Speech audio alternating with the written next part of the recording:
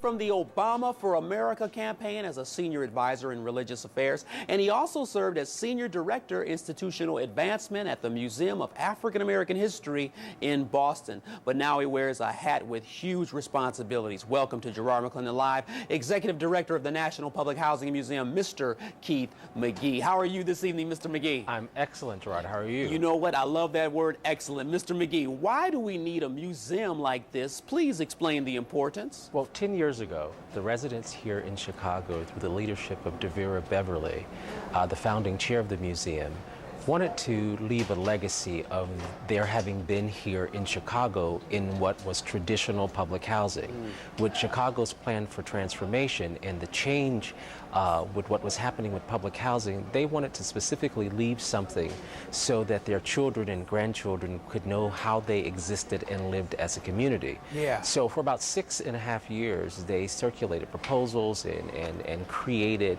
a buzz about town with the Chicago Housing Authority and political forces in the city to move the museum forward. Finally, a proposal made it to the Richard H. Driehaus Foundation, and Sonny Fisher, who is the executive director of the foundation, thought immediately of the Lower East Side Tenement Museum in New York and thought, wow, Chicago should have its own place to start the history of both immigrants and migrants that came to Chicago. I love this. You know what? I'm going to interrupt you because sometimes people think of public housing as just black and Hispanic, you know. So is that not true? Is that a misnomer? That is a misnomer historically and today with public housing. We have the last of the Jane Addams homes at 1322 West Taylor Street. Wow. That opened in 1938. That's where the museum will be located.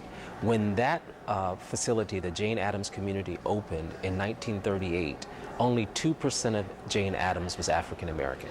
Yeah. Let me ask you this. What is your vision for the museum and the visitors of the museum? Oftentimes, you know, I wonder, why was the museum created when I step into a museum, and what should I be getting out of your museum when I visit it? When you come to the National Public Housing Museum, you will have the opportunity to experience every race and every ethnic group that has ever lived in public housing and that has come to realize the promise of America in public housing. Yes. You'll have the opportunity to experience artifacts and objects, but more than that, you will have the opportunity to experience the stories, the narratives.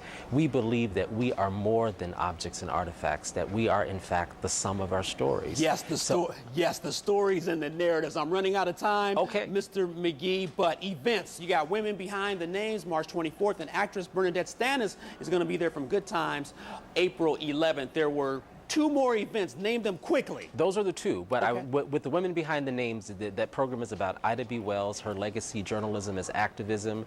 Michelle Duster, who's a descendant of Ida B. Wells, is on our board of directors. She's organized a program with us. Clarence Page will be with us that night, and Barbara Reynolds will be with us. And then the event on April the 11th will be an afternoon of Good Times with Bernadette Stanis, Thelma from Good Times, and Tony Allen from the Boston Celtics. I love it. Thank you so much. Executive Director of the National Public Housing Museum, Mr. Keith Magee with the bow tie. Thanks for being on Gerard McClendon Live. Hey, I need everybody out there to stay positive. You need to keep your head up and always be encouraged.